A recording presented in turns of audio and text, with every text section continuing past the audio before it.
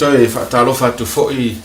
I pa'anga masani o le tātou polkalame le nei o le sona o le whaamoemoe e whapea atu tā lofa lava matalia ina mai malififia oe le nei polkalame le suafa manu malo o Yesu Keriso lo tātou whaola whaaftai le atua mawi ia le atua o toi mo fo'i le nei avanoa e tātou te toi whita pa i e lunga o le nei fo'i ala ata le Hope Channel American Samoa ia awa lava le whaapulaina o le sona ia po le upo le tua e ala mai le nei polkalama ua whaingoina lava o le sona o whaamoemoe ia whaatalofa atu I so o se no whanga ma so se mauta o whelava o lo I mau mai e le nei whasalaunga whaatalofa atu ia te oi manatu la ale toi ta ua ia pa ia malu o le tatu atunu sa moa ai o le atunu ua ta oto ia o na la fua mai se lava yon tulanga whaalopeina ai matut whapeatu I le suafa manu malo Yesu Keriso ia o tātou tas leo mato ia nei ma au ona le tua ma sani ona mato whaaso atu le nei polkalama sunga ia leo pepe talofa leo talofa moni tangai aftai e se foi sunga Chris samana talofa Chris hello ia o mai ono nei taia Real aftai ia aftai le tua leo tātou toi mo foli nei no lo sunga tātou te whaasoa I fo. Ia uai. E maa nei tele le sona nei, ne sona lona taudu leo tātou iai o le autu tasi a Keriso. Mai o te loe le ia sisi ia te ula vai. Mai ia Yesu I nan tatalenga. Mele loe o tau so moni o tau pea whaia. E tau te whea fan. Mai tau fo le whaafonga mai su tātou atu. Ia le tāu o lea lava whea au o lo tātou wawa. Ia I peitaila. O le tātou te awa wai mai whea au te tasi. E taula atu I le autu lea po le manu lauti lava lea e tasi tātou ia Keriso le sono lon tonu la nei la mātou tata noa mau au le tua le autu o le nei foi vai as po le nei episode lona tonu lea o le tātou po kalama le sona al whaamoemoe le kuata lona whale nei e iei te talo lea a Yesu e ina ia tasi la tau uma le Ioane le sumare fitu se temi ona matou faitau atu le mau autu ai le isopo loa la tātou whaasoa ia o le au whaia ia tātou te talo mo le whaamnianga le nganga pa ia aftai ta mai le nia wanoa la matou whaasoa fo ilo finangalo e ale lau upu le ali ie matou te talo ma o mai o ruma ona ele ese vave ele ese ta mai ma se poto e ma whai ona mataea lo finangalo o matou sa ili lo nganga ma oita mai te whamanuia mai lo nganga pa ia ele ngata ye matou le whaasoa ai whaapitoa lava le atua la matou te talo I lau whesoasoani o so se tasi o lo maua le nei whaasalaunga anga le atu maunatu lo nganga e whaapula whaamtala loto ia lo finangalo I le nei lava I tula I lau suafa Yesu amene ia se I sauno ia lu sunga ate loele I whaeling tātou la whalafonga fo I tūlanga o tātou whaasoa ia pere leon tātou whaitau ia tātou mau tu o le mau tu lai mo mai le Ioane lom tātou pasifuma le fitu lo vai pa luas furu ma le luas fuma tasi ia luas furu ma luas fuma tasi le Ioane lom tātou e se fuma le fitu le la mātou whaitau inatu whaitau ia e le whaapito la te talo mo I lātou nei a o I lātou fo I e whaatua tua ia tau ono la lātou upu ina ia tasi I lātou uma whaapei o oel ta mā u te tonu ia tau o au fo I o te tonu ia te oe ina ia tasi I lātou I te tonu ia te ta ua ina ia tali tonu le lalolangi wa e au ina mai ia o nei upo le ni upo na on tau nei te talo nei matualo loto lavo wingo o whaamtalanga o te talo nei le I whaola ia ai le I tu ina tu I lima o le o fitfita Roma ia o fitfita I o whalafta ia ma watu I lava ia tu langa o le whaasau torina I whaola. O nea se tā ua te talo nei I nusunga fo I toi ina I le tātou whaasoa. de lo le talo le ele ngata mo Yesu la vai ia malana taulanga le la sauli ta pena fai ai talo mo lo na aso ina ia fa pena na lanto tu mau ya te ia mo lo na lo fa mama fai ona a fia lo la tu ma tanga le mai Yesu la wala la tu te fa so to le lo fa le isi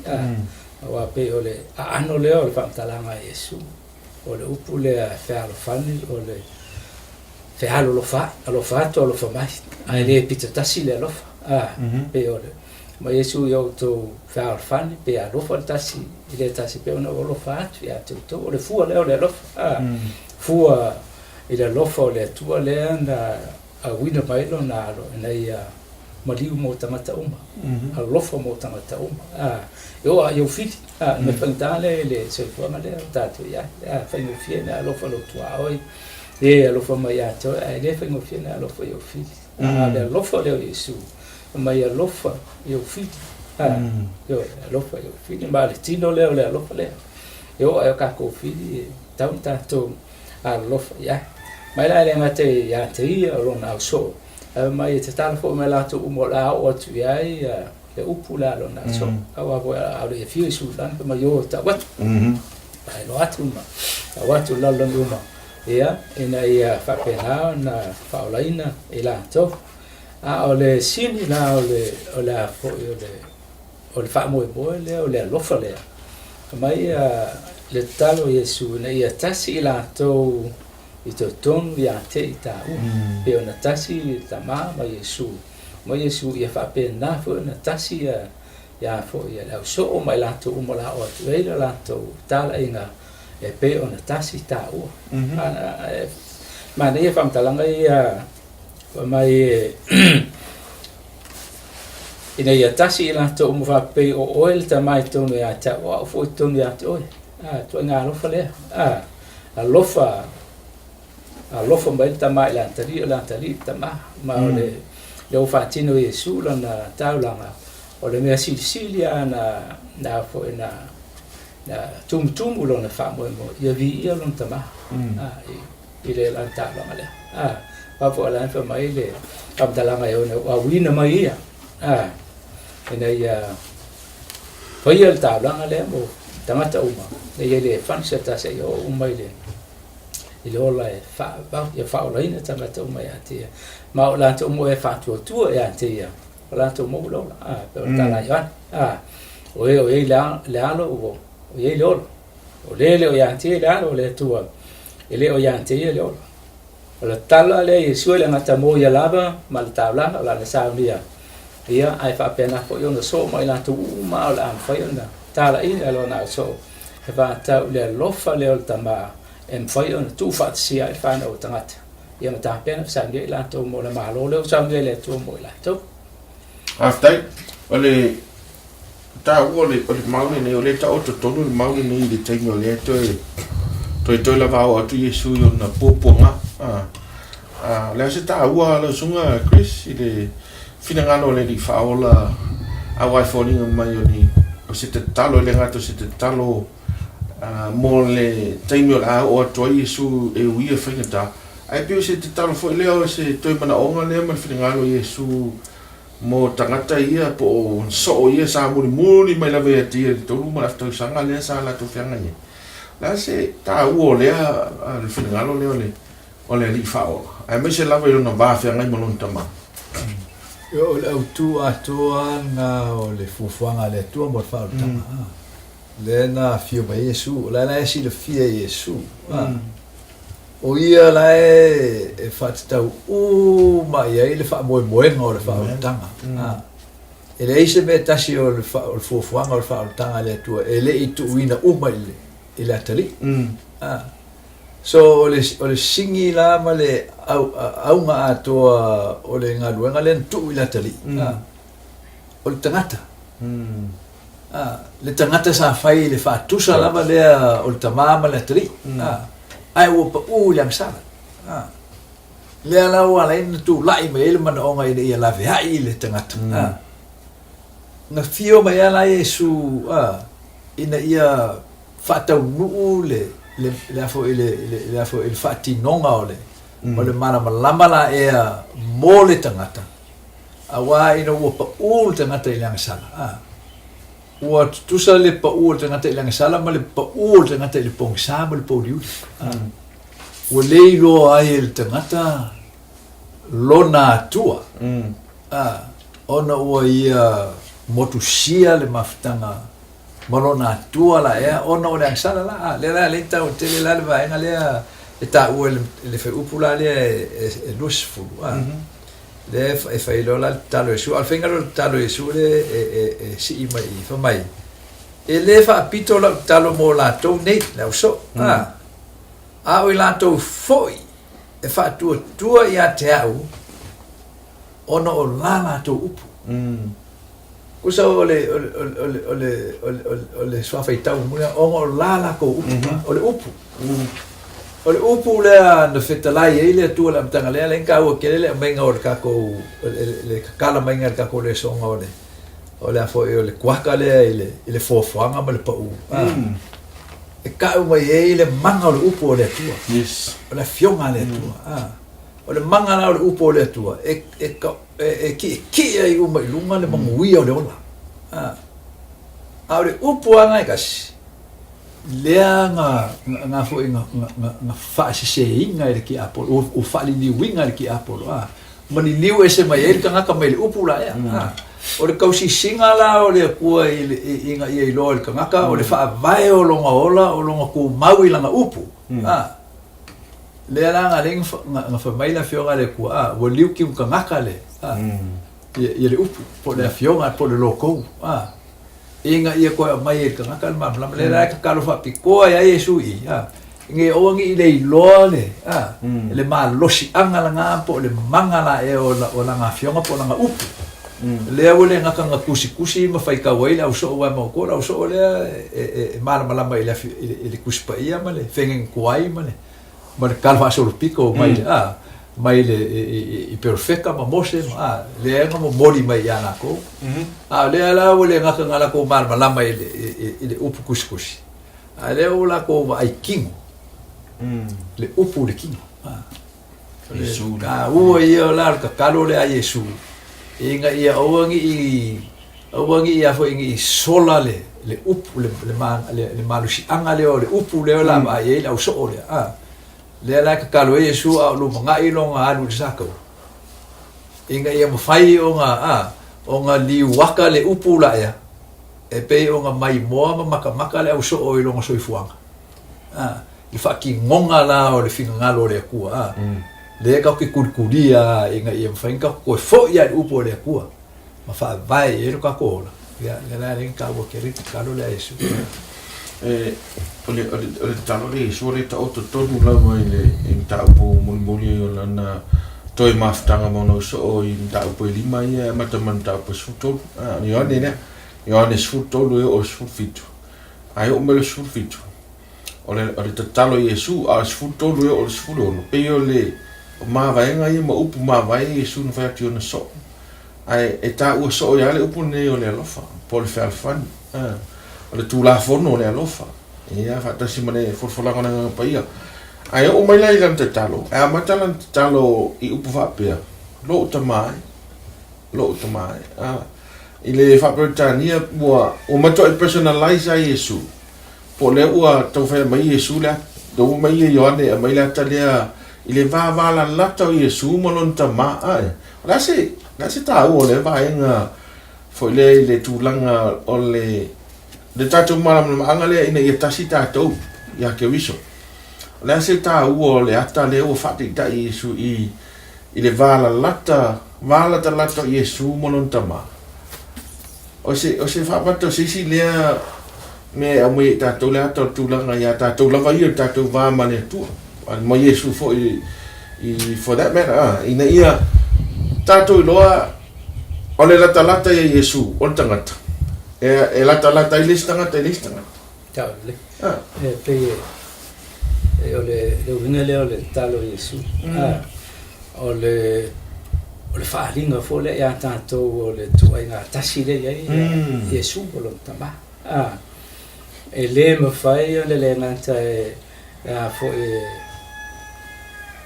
e vāwala rata tele e le mawhai o na tu ese seina seis le ala o le taimi o la ta pena Yesu e whaataunu o lan tāulanga le tongi o lai tamata e mawai ai mo lo tama a o le o i le pe o lo atu nganu ai o le a te amalon tama ona e fōringa mai e le anto o tolo na sila fia o le tūlanga e o i ailan tālonga a sa whaatu o tūo ma whaalangolango e lava le mālosi leo le la fsota inga le mata e toso o toa il tasi leisi pi mau e ale le alofa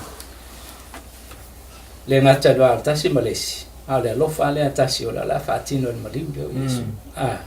pe e whapea le afo le tatano Yesu e atu ngaru lesi tu o la te amalon tama o na le mafuanga lea al temi a tasi mai la na talo aone i foi lo lot lo finga e fatta un ulta blanca le na sa os ma san talo vo ina malo se foi na fatti no ma voi le o li tamata o a fia foi ia fianga falta ngata loto vai para ai fe a me mai ro ia su lona na o li tamata o le maftanga va lata le melon tama sa maua e lo tele ma le fa malos e ma lon tano la le e folinga mai wa a lon tama a une motsia la maftanga va lata le ona no inga lo sunga o se ata e mai i le vai ngana le ngata la i le tu nanga ya Yesu ai e folinga mai na lo fa ata mai Yesu va ngana a le la talata o e mane tu le foi na tata lis le ma fai foi na talata lis e le ano le ta mai le ia tasi i la to mai ta wa pe ona tasta wa so le ola foi o le sini le tasi pe ona tasi e su mo lon tama me Yesu o temna o tasi foi la to ta wa pe ona tasta wa e ta wa la e le tanto ai ona le moro le fa le tu ele fu skamak ele fu ngi be ele fu si si manga le pola la par cabo me ai fu ele tu yo mai a ona lo tamata lo na tu pe mo fi na lo fa ris pe ya da fu ma sen tanto vai ole lo fa pe lo sa tu mo ile va tamata ma le tu muli le va tamata ma ris tamata pe ole ata le ole sa tauro mra lo fo la ole tablanga tongiola Yesu ole tfatino mo lo fo le tua lo na ia malola lo fa ainga tua itamata ole tasile ole mana mia wa tela temi o ke le ho isime o amai tamata e fa vai lunga kas fa vai le mai Yesu mai tasi pe ona tasi la o mo tama tasi le va fa lo e tasi le si le fa tasi na fo na tu la fa il tasi ia tasi le purpose ka ma fu anga o le lave inga o tangata o le lo le sala e tau fa o le ia ole fa ngai no pule lo tama lo sunga e ama ise vinga no lotto atu nei ole o pe lo pule lo tama se upo e fai tono la ina ia e loto tele awa o le loko nga o le loko nga e fe ngai ma le mawalunga le mafu ke inga o le lofo le tua mo tangata inga o pa ula ka nga lang sala de la sa uia ia le tua tim tangata le no na lo e su ki so fa hali la le ia le loto la e o le o le so te inga le maltama ma ko Yesu le e lo male anu sa ka o ma fu anga le anu Yesu sa ka inga yo ko giola le sala ka mak lo mo wingo upule ko giola le sala ka mak ia ma kwa ia ka ia o mai lunga ya Yesu le ko sa long ka ma o le ma ka kia na meringa le sala e maka kia ke lang sala e wole ku ua le kua ia se me kasi wole ko fia le kua se me fa ka va po se sia me ko ngiola lang sala aulo mo ia so fu pa ia e le la se fa ngo fa ki ngo le loko le lofa le ngai ro le kua la fa ia ole la Yesu lo ka mai le ka ua ilanga ka kalo le ua mai lo uta mai o mai le asu tu mai te ule vi inga la tli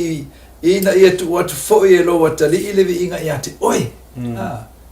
o le soka nga ola le o le tua le o la saungi le kua e kongi ola ile ang sala le la si le fie Yesu o le a ingu uma ia le ipol ko sa o kama ile ang sala al kangaka i longa kingo kangaka i lumo kangaka ile lalo langi o kangaka inga ia fato i lalo ele pulia saka ile pulia le tua ma faali mai ai le makua le maliu o kula fongo po la mio como le ku wa bale le au nga ia ile yo lo ngol fa tanga le ai nga i mai le ku le mele nge ongi misi le mala mala mo tanga tanga mele fa se ki aporo ka o fa se ngale fa se ki aporo ka ka ye ke ki lu le o ki lava yo la ka ye usa le ku inga ki aporo pe pelo le ku e musu le kua e ki rua i loa le menga e ki rua fia i loa pe o rua o kua rua loa i leima leanga mga me uma ia ma fa senga i rora ale la usa Yesu e koe fa sao uma le mena o le au hala kalo Yesu inga ia mawhai o nga ia hingu le ipol ko sao kama i le lofa o kama e fa sao ai ia mai le koku ngā ma le maku ia o le amasala ale ka ngaka lea la maliwai ia mo la ko lea la ka kalo e Yesu inga ia kasi la ko ia ta ko la ia lea la mori mau ngeile whaki ngonga leo le lofa yes lea la mga o Yesu inga ia owangi i le loa ia la ko le mai moanga lea la ke mai moa ai lea ka penga Yesu le o Yesu sako le o ka penga Yesu le guarantee por fa mo ki ngoanga e ala le mai kau e au so le la ko van ngofo la ka le mo kol mo la ka sa kol mo sa mo fe wa Yesu mo la so la ka le fa ali mai Yesu i la so ma ga le Yesu e lo la so o ma liu ngai lu ngor sa ka ki mga yo ko va ai le lofa mi ko le ko e fa sawa ya mai le ko ngi ola le o ko sa ro kioki ai inga ia pengang ko mar malama ile mafua nga lengo o lofa mo fa pale ya kioko i ui nga ko fikinga ya i mo ko fi bisai mo ko fi ai ngai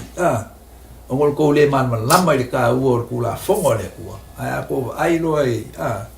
ko ai lo mo liu mo ko ai lo ko ku kalo le Yesu e fa peanga ma kua mau le va ngale la le fa me Yesu fa upule la lo e lu wa e fo mai ia te ia le pule o ia le i tangata umalava ina ia watu e ia le ola e fa va ia te la to uma le fo ina mai ia so le kwalo loko o le ka mai nga Yesu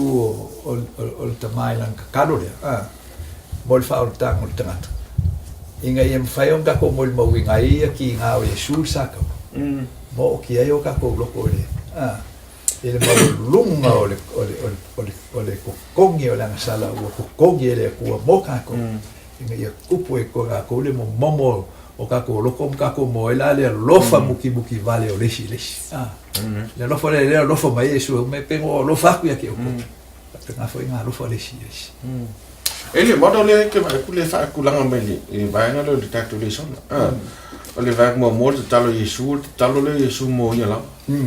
au ke lo ta ua i le tu langa le langa pe nei sa ba sa no fo sunga to e mo ila mal te mi o lai le tu tanga ta la Yesu mai me to mana o mia e Yesu le intervene mai ole tu o te mi le ina i ma to fa malo sia te ina i te no une e fina ngalo le tu na le sa la la i le te talo la Yesu i le vaenga mua lan te talo o le te talo mo ia la lan te talo nuna lua la le vaenga lo na lua la lan te sa o le te talo mo na so talo mo na so ia le la vuta hadu te tano ne ia i le vaenga le o atu nei lan te talo i le fa po luas fuluma le duas matas o le la o te talo ele na amore auso ai mo ila to umo e fa tua mai ya ke te o ala ila la to up e ta o te la e se winga o le to inga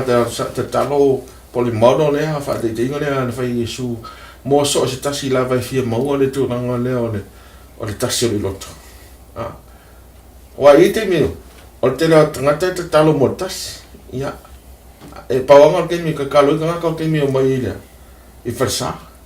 ai le ma sani tangata te talo mo ia lava ina ia fa pa ina no tangata pa fa ma sani le tu au happy hol kina la se lo fa so fa la tele le va Tairo ole te talo la Yesu mo lona so folinga mai ele ngata o se mafutanga wa tol mo la to sanga o la to fewai la to tartaroa ma to ngalue fatas ngata ngalue nga fa malolo ngalue fa ora ia ma wa o Yesu na ia mul mai ate e voi tene na o awina Yesu o fa ngalue fa misona ia ma lipu ki mai ai ala ko ave fa mo li mu kwa oi fa yo ngalue ai fa fikau yo mai ave mana fa malolo mai ku li ke mo em fa ma foi ma fico e fa fica o feta o le calo la le Yesu mo longa au so tenga ka ia ma wa ai o kumo ia mongi le lo foi kongo la ko la e ia o fa so kala le fa so pe ma fa so e o ai longa o le mang ya ka ki kilo so fo ma au so ko kele la ko mo so foi nga o ki fa ma ku o la ko kalia la o na Yesu o la ko la le bag ya ka ki fo ya po do ele ia na ma fa na le ole ko inga ka ko munga le mai po lo fo yo lo ke le mang ye se fa o ma la mo e o ma la venga le nga wala winga o Yesu ole ka kalo la le ke le longa ma si angle ya ele na kai fa malo si ai au so ele la ko moni ma wa ole ku nga ko la ko fa kingo ai no fale pe ya nga kingo ya Yesu la lo fole ko la la ma Yesu a ko fa kingo la lo fle pe lo fa ya ko la lo fale nga lo fa ma Yesu ko mai ko ai mo ka ko e ko nga lo fale wa ke la ke mi ole lo fa tangata nga kaya ia ma ngi sisi ma o lo nga afia me ko kingo ma ola o ma lo mo lo me lo si li ma lo ala le fale o ma Yesu mai eu ko ba lo fa te mo lo fa ya ko o mo voi fa ke pala o so le lo fale e fusia la o ma ka ba ma ye kasi ma o la kalo ya kasi ka ko pe ma kasi ma o le lo fale lo fa ka lang le lo fale fa piko le lo fa le nga ka o upu mal ngutu ala mio male mal fa ma o le lo fa o ele ola male so i fu ka ma ele fu se me aki kila ya nga o kasi ka ka na kiri mo le lo fa le au yuka risi uma su kasi la ako skor ngala ko maua mala ko pu mo mala ko so i fu mo lai ko kele la ko muda la wala fa so pia fa ma ku lo ka le ya malenga venga la da ile male long ma Yesu le ngata la e ka kalo mo ko au ke kalo mo la ko uma le la fa mo long ya e na ali o mai ko kala le o ko ne la ko mo fo le lo fa le ka o ya alo ya pam kala ngai ya e pa fo nga so ma ka ko so fo mo lang e ngai le nga ka o se upu ya pa kingo mai so fo le o sa no fa pula va ngale mo la so talo le Yesu na so fo le so tu so le o le talo le Yesu no iron finingalo ina ia tu ina tu ato to la to mo tasi la to e ile ne vai no ta ua ele ngata mo au so at talo fo mo la to mo ya fa tu fa tu oi le mi fa tra ngale no so Chris o ila ko ia o le fo fa ele mo li maua ale au so ma le au apostolo ma le ekalesia mo mai le mer fo le ngan pa ya o la ko nga le fa ka el mo mau dia makaka ma langi Kalia. kua mai ole o sakau nang ole vai ke minga le ka ke ye ngai le o mai ngai le ka ke ye ngai le ka o ke no le so ngal ole vai nga budi le ole ola fo ole ngal wenga alo fale tu mo fa tanga tanga ole au nga kupulanga ole ngal wenga nga pai ole ako mai le ole ai nga ku ile fa ko konga mal fa ki monga fu fuanga fa tanga le tu mo le le ka ule ang sala ile nga pai ole ang sala le fa mangaruina ka o kella ke mi le ka ko ke yengi so le moli maura le e ka kalo e su ina ia fa pea onga manguia se io o ile unga ile moli maule po le upua ara wa poskolo e fa kawa nga ile le fa vai o le fa o kanga ile kong yolo le maliu Yesu e nga ia mo fai onga ka o veinga le la ka ko vai u fa ki ngoinga le so ya le fenging fo ka ko mara ngai le e afo e ka ko le mol mau le so le ka ke fai ka u fenging fo ma ka ko mo mai e ma anga le le e afo ngau le ku e mo moli mai ya ka ko ya le ilanga fionga ola ka ko kali le fa ka we upu o ka lo Yesu ma o ngala wa posko o le o e le alo e le o upu fa Yesu ya a kali inga ia lewo awinga ku e kalinga o e kalinga lenga awinga mai o e kalinga fo ia e kalinga fo lenga awinga mai so le au pu a ko ala e ko komu inga ile fo ile fa mo nga le mo fa o ka nga ia fa fo ia ko le fa vai o ka maka ile ngola anga ile fio nga le ko mal upo le ko mal polo inga le ko e kaula ia i longa fa mo le mangui o le ola inga ia li ua a ko ka ngaka mai le nga kulang sala po le amiong sa ila mio ku menga len ka ul ka ko kalo mo ka ko inga ia pule ka ko le ngang pai inga ia pule io ka ko o ka ko nga kulang mo ka ko ami fo io fa mo luma o le fisili o la fo io le fi mo bua o winga umanga o la fo io o nga kula masala le le ka ke bol ba we fo ko ngole o la so ai le i modiu Yesu o makua aka ko fai ka ule moli mawo le kuspa ile ila fo ile mafkanga le so ma la fo mar ke o le nga wenga Yesu ele nga ka e a fo e ave mangi mol mauli le kele le vanga le pe nga fa pe ola e a winga ko e fai moli ma ai mo umala mali wo Yesu malako ko e fo ia nga wa i le polo inga Yesu fa pe kan yo se me se ko mo le men fo le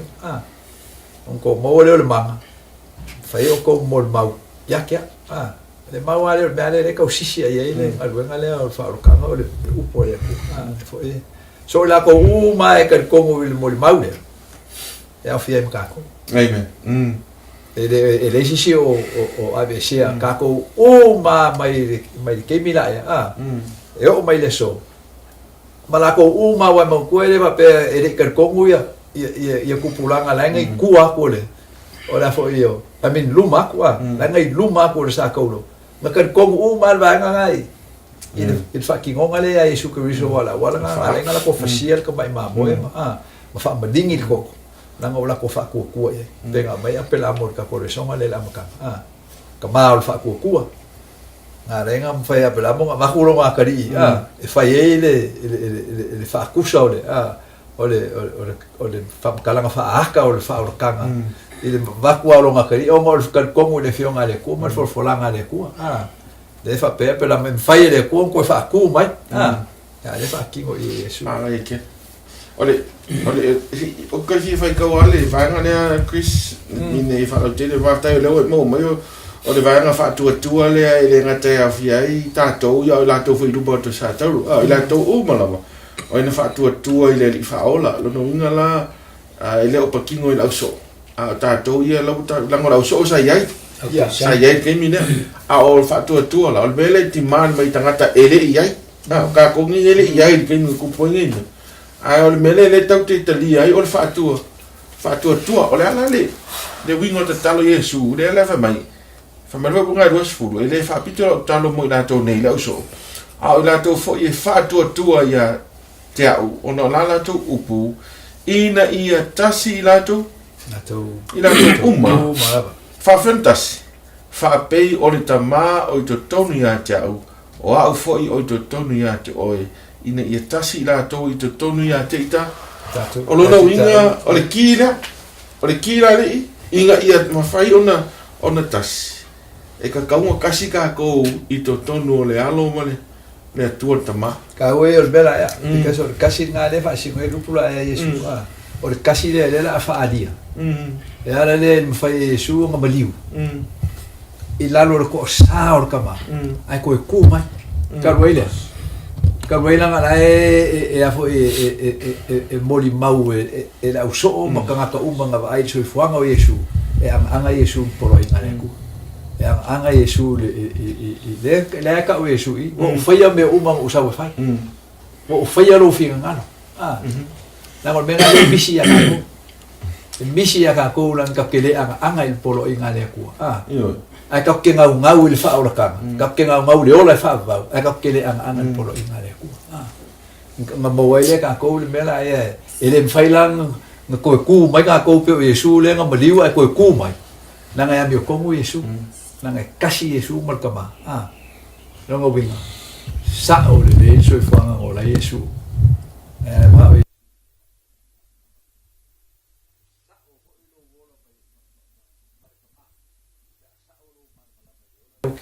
le ke fa ali ko ke ola sa ola lo man anga mai fa tu ina lo man anga na le o e man na mai ni o e fa tu lo ya Yesu man fa ta o nga fa ka mo lo la o le speed in fa e kasi mai ska yes ke sia fa ku sa le ya le o lo ma fa pe so nga au so o lo so Chris e mo so sta si la volo fa fonga mai kasi la mele ka kongi fa pe kasi o lo inga la mangi ka le ko so uma kwa ka ko de mekas yes fa ngo fie lo la o nga ve lo la e ma ausia le ma o nga ma fingalo le Yesu ia tasi la to na lo kas la nga le la ka ko la o ni la va nga ne ka ua o le tato pasoa i va nga ne a foi le ku so fa dinga yes awai ona sko kelo ngeke di shango yenge ai le o kas Yo le maka i le kaula Yesu pa na le ka Yesu le ka ba su mai o ya ka ko isi ma mo lo tono le lo twa mai tam ta mai la to ne fa lo mo le ona tasia le ko si o ka mai ka ko ia fa lo o ka ko lo Yesu le o ka ko mo le lo fa le fusia fa ka se ka ko lo nga ka ko nga venga o kai mai ya Yesu isi ma mo la le ko ka de o fa dinga le lo ka mo ya la fo le val au le ka le si mo lo ngu o yo ko ese mai donc venga la ka o fo le ko ka le si ko mo paperia wa ka ki le ku se fa dinga fo dinga mai o le a pe ngia o fe ku inga ma lai le fa lai a Yesu mai ba au le ko lo mu o yo ko ese mai nga lai ka lo mu lai ko le sili fa fela nga lo la ko a venga la le ka le si a venga la ka ko le o ma ka ko mo o ka si le ba ka ko mo le ko a Yesu ya ma ka ko mo o ka si ka ko so ko ya is ya o ka si le mfe ka ko fa so wa le lo fa le isi ya lo fa fa ko le ole di ole ka tu ke ya wa ka pi kilo ya kele mo ka de si ke sia sili ola ko mo ka si le ol ka si le ole ma o Yesu ka si ya ka si ole lo fa ole ku i kanak ma le lo fa tangata i tangata e fa mo fia ka ku lo fa ka kilo le ku e fa ka kilo ka fa ole lo fa ole ku le au mai ki ka ko ia mfai nga kasi ai le nga ka ko lo foi le tua au le lo foi kasi les bal ko nga lo foi le mfai ka ko ba lo fa ko ka ko fil bal me fa ka le ka ko foi fa ngo fien ka ko lo foi ka ko ai nga ka ko fa au ia ka ko oi au lo fil yo foi ka ale alofa le sa Yesu kufa mai e penka kwa alofa e o yo ka ko fi mai a pamkalanga a Yesu ma ka rufu lima a on ka ko foi le alofa le yo ka ko fi on fa mong via mai le po a ke ka ko mai Paulo Roma sulu ai fa la ele ku mra lo lo dungo la ko longo mi ele se ka ko kiu ke ko su o kiu ke la le ku mai le ko mai al ko su o ko lo ko kiu ke ole fa yo le alofa mai se na piko sidi o made peki ai le fo le ko i ko ka mal fa fi o la alofa ya alofa ya o la le ka i ka mai ya we ai fa ka yen men fa mai su mai fa fa ufa ya kalango ya vai fa ya ma vai le na fo le fa fili de ma le ka mai ya ai fa no so ka ai le ele o langa ki kilo me fa pena wo mon ku o vai ai fa mau o ke mo ko ka u le fa ki ngol lo fa le nga ka ye ka ko ka lo fa ma le ka ko va fa lo au ka ko fili awa a fai le foi ka kwa lo fe ka ko fili pe nga lo fa le ku ya ka ko o mo fi fa fe la ma fa lo ka ko le lo fa nga sa li su mai lo fa ka ko mai ya fi mo ka ko fili ma le ma Yesu ka ko fa o ngi fa ka fe ka ko fili me ingo mai lo fa ma ku fa ma anga le ya awa eles ka ko ki ke ko sui wa alang ka ku ika ye ika mai ka ko su ika mai ka ika mai lo fa ele so ba ya le nga le le ko belo fili be o se wo ma la nga le wa ku fa ko le lo fa le wa be le fili mo ia fe ma be ka ko mo wo ye su ya le lang fai ka la lo ma lo nga fo le ka ko mo e ngai fili ya ko fili le ko lang sala o ka ko fili ka ko ke mo fo le fa kingo ma mo ye le lo fa le ko mo Yesu o le persona o le lang ile ka ko ma do ka sala nang pa ya mai su la walu ai o wi mo mai do ngang ko nga du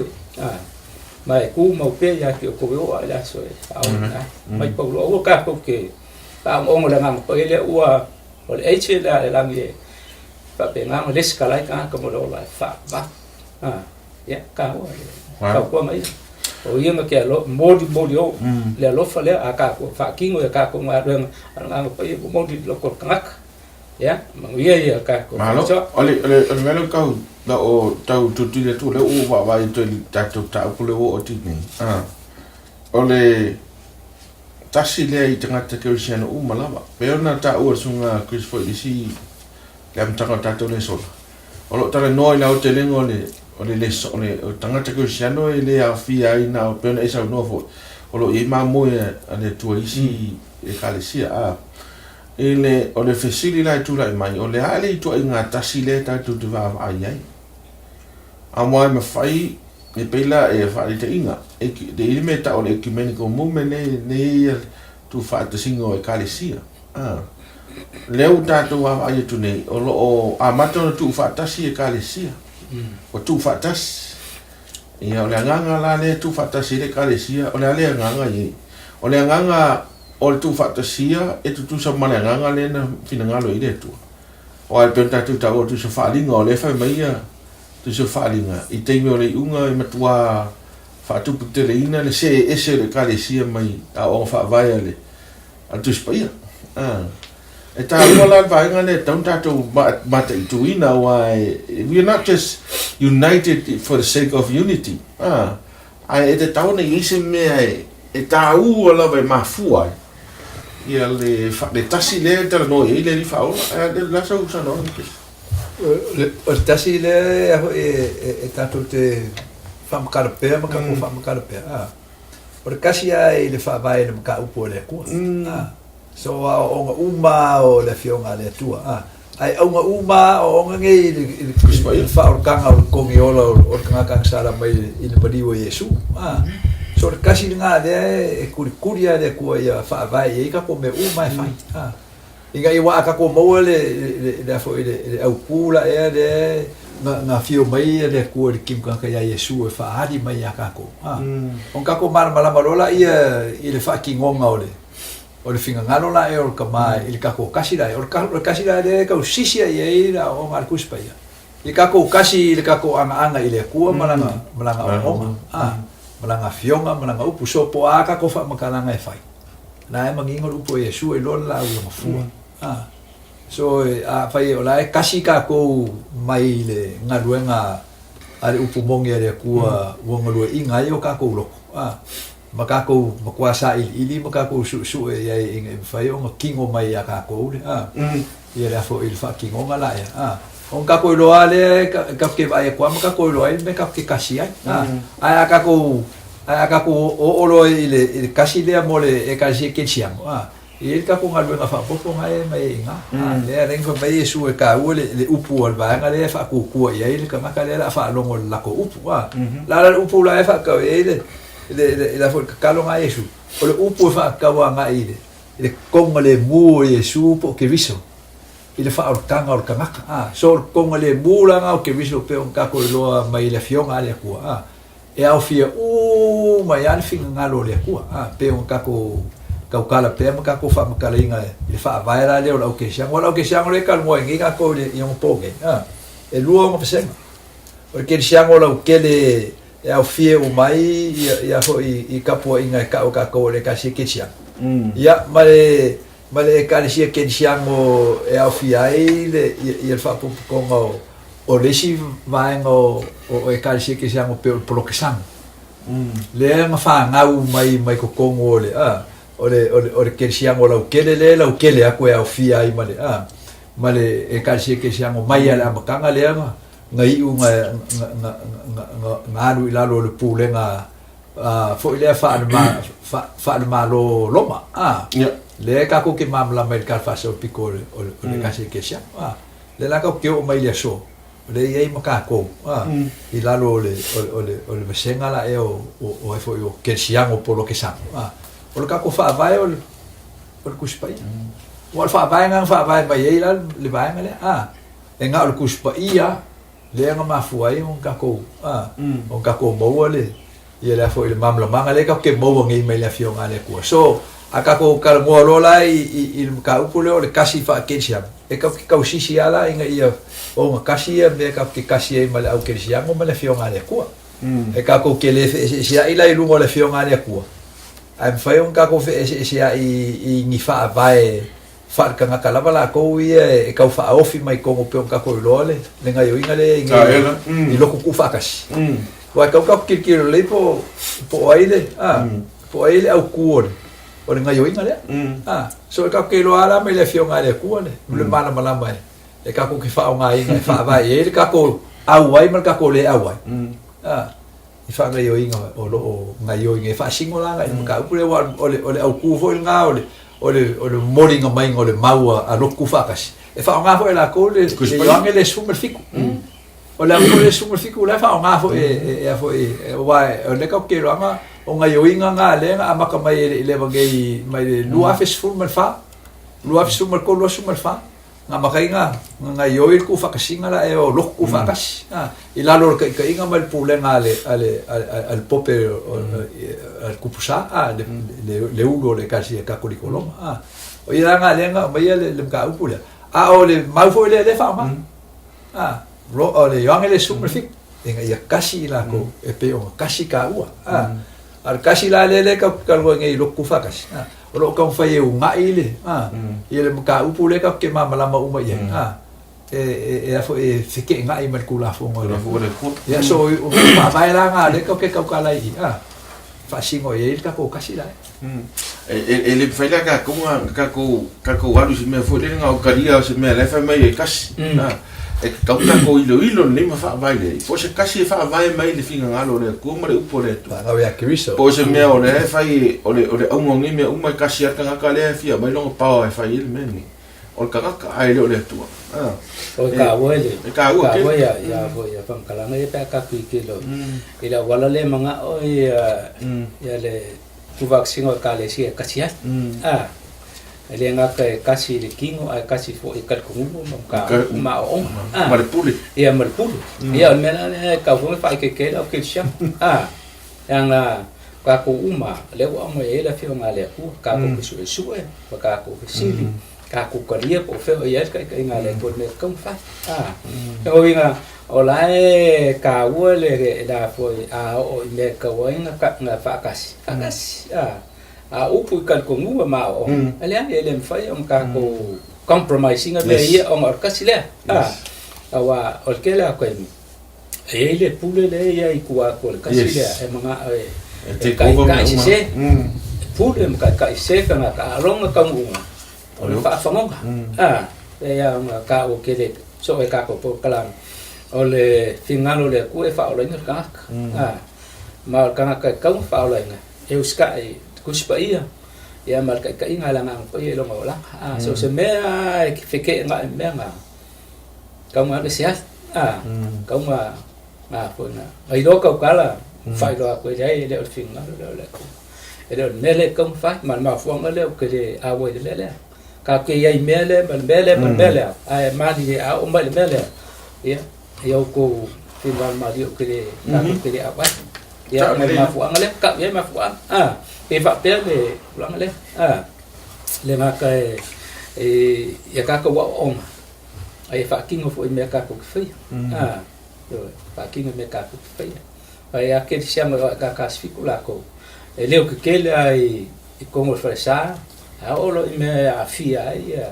ya me ya me se me ka me ai me ka oma me ye fa sapa ya o le lolo a me ye ko me do ke sia ko ke le a ke le mo fa mo ko inga o ka ka longo ko mo le ka le sia a fa la ye a fia le sapa ki o ya yo si la ko ai le sapa amo ko mai ko ku dumbo fasa malau aka ku kir kan kale ka sia la sa ele ni fa bla be fe le sa o fa kwa ma san fa ka sfiku ai fa ko ai le fa ngo ku isias aba be la so so ngi la so le ko le va sa wa lo al fo ngo mai o ile ka mo ele se senga ka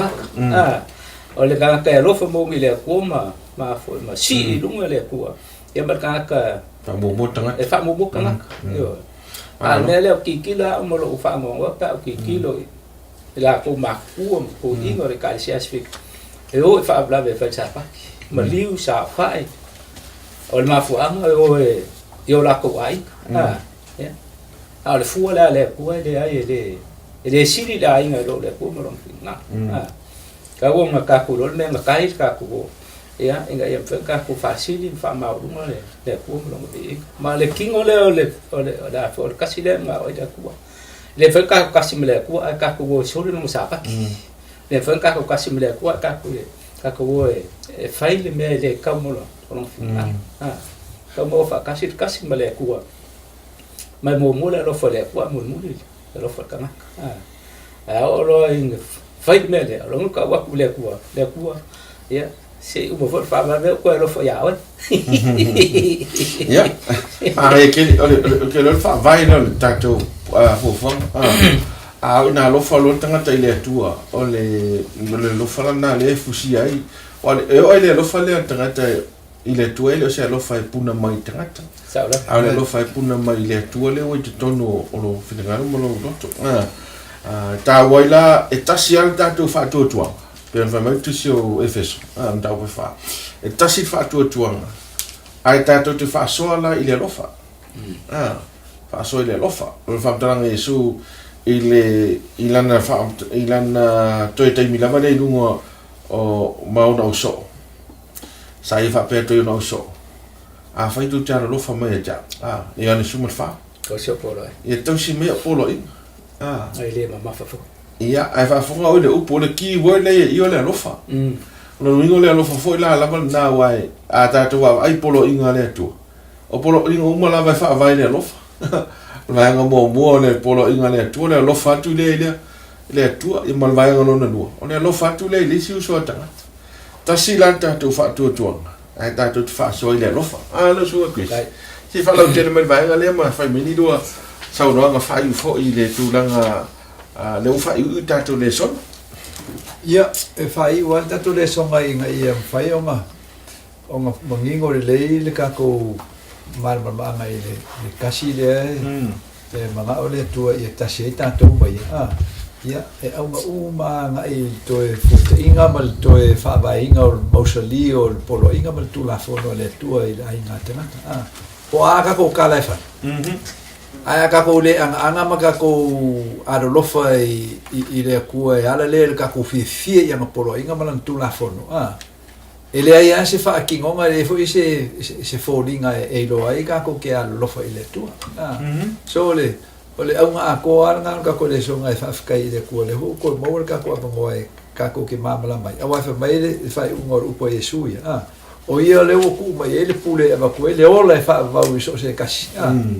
e loko ia e ku o ke le fa va ia o ila nga fa ko upo Yesu o la langi a ko ale ko mai o Yesu e fa ka ko uma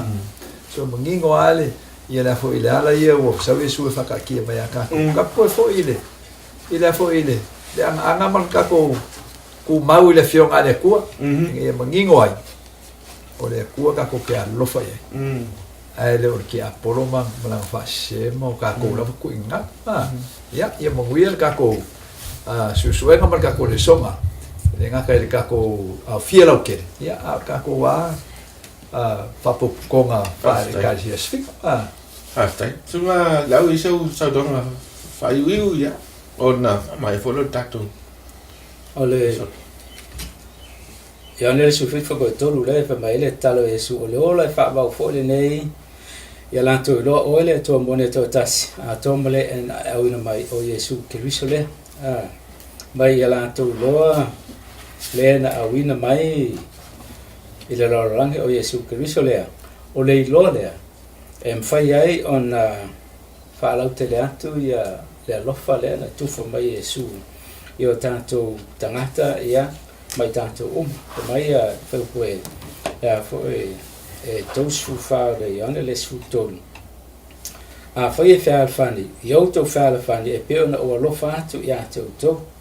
mai e lo foi o so to ya fa to te fa fan o le fa fani o le lofa o le to le o le tu la fo mai fa ta lofa tanto fa fani ua ato ton tanto to sia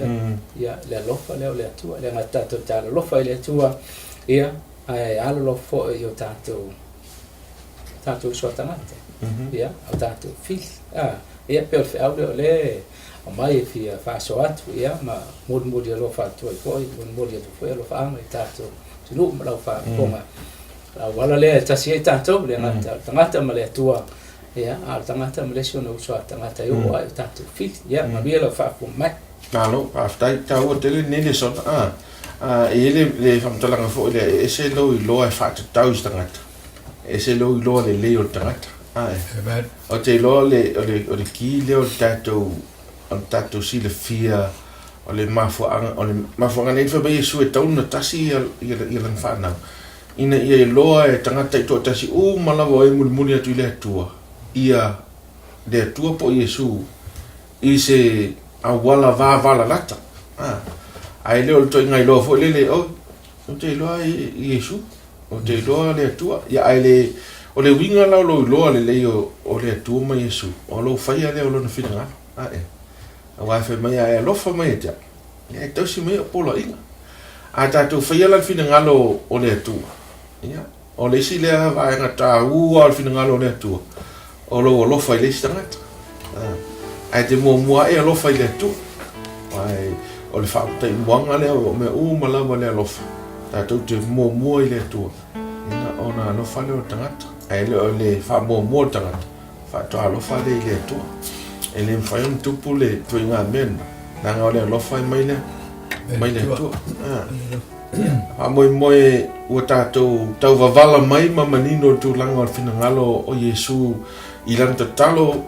ai le I fa ngai malona fa sa torina ina ia tasi I lato o malawa o e tali tonu ma whātua ia te ia ele na o tasi tawane ai tasi ina ia whaia lona whina ngana amanu ia tele lava le tua i lau whaafonga mai pāanga umal nei Paul Kalame ia toi so ina tu fo tātou Paul Kalame i se taimi o i luma i le lona wha o le whaasoa i le tātou Paul Kalame le nei ua taua o le sona o le wha moe pāwha i eise mana o ngā whaapitoa mō tāo sanga ia o se sui enga whaatuspa ia awane ngangi ia to oi wala mai numera ono i vaiva whaatolu tolu valu ono i vaiva whaatolu valu pāwha i te fia atili ia ni mata au polo o mātou sui ina mwhaiona e alu lunga o le website o le www.asamtv.org e te whapenao na e tanga i māmalama manino ai